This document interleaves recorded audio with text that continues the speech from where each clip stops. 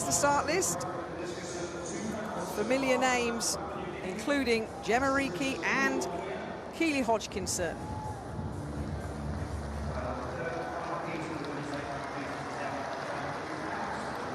So let's have a look with this last race to come.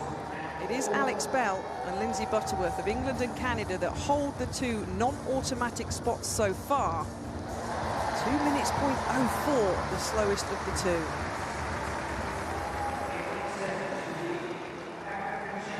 So Jarita Marasia of Kenya, the 800-meter African champion this year, starts in lane number 7. The 25-year-old under the 2-minute barrier this year.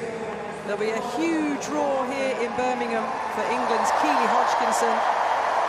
There it is, the world and Olympic silver medalist over 800 metres. Tatiana Bissett of Australia will line up in lane number 5. The 28-year-old, another athlete at her best.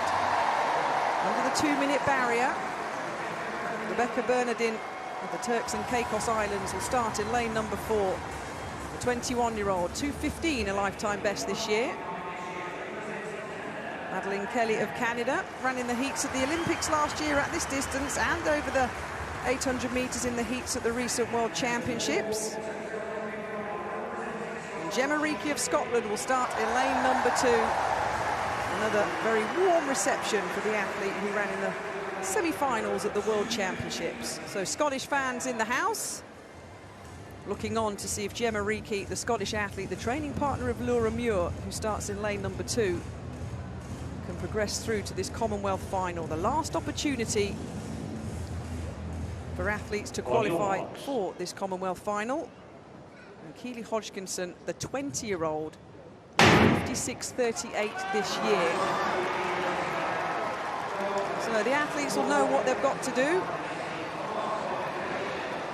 They'll break down the back straight when they cross the green line. But once again, Tim, a loaded heat in an 800 metres at a major championships.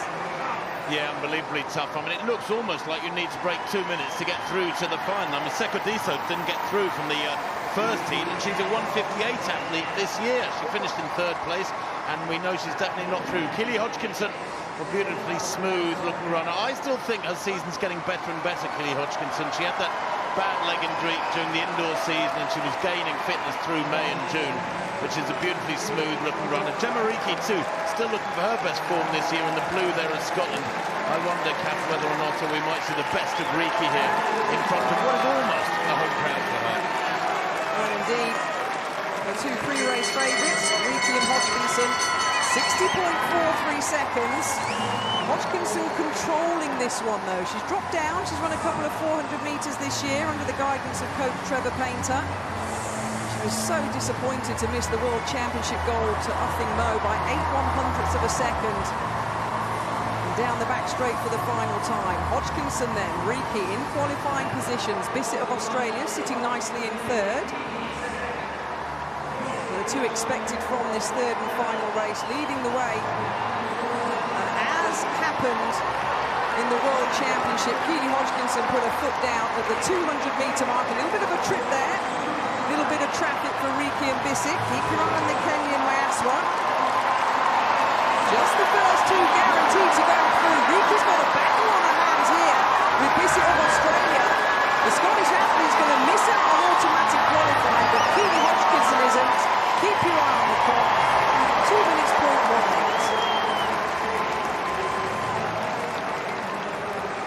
Wow. Well, they knew what the task was pretty much before that race. They knew they needed to get under 2 minutes more or less to get through to the final. And it wasn't quick enough, Kath. 60.4 at 400 metres. The writing was on the wall.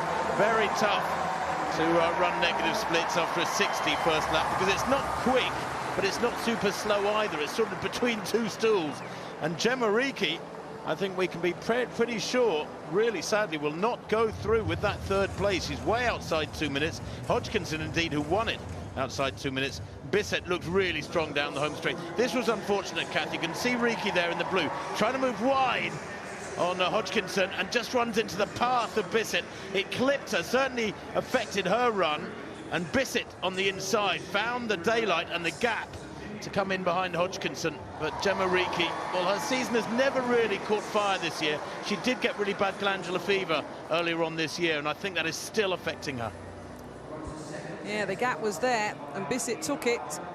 2 minutes, 0.68 for Gemma Reekie, and 2 minutes, 0.04 was Butterworth of Canada's time. But Keely Hodgkinson, well, Rob Walker next to me has been saying it, the future of women's 800-metre running through the Commonwealth and the world is in very good hands with our youngsters like Keely Hodgkinson, like Uthing-Moe, and Gould as well. Let's not forget her impressive qualifying just a few minutes ago as well. But the English athletes safely through.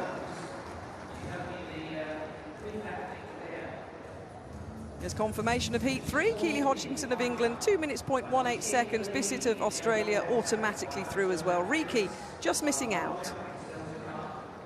And what a brilliant final that will be. The World Championship silver medalists, bronze medalists. Laura Muir, who got a bronze in the 15.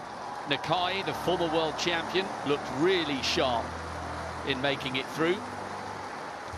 Catriona Bissett going through as one of the non-automatic qualifiers.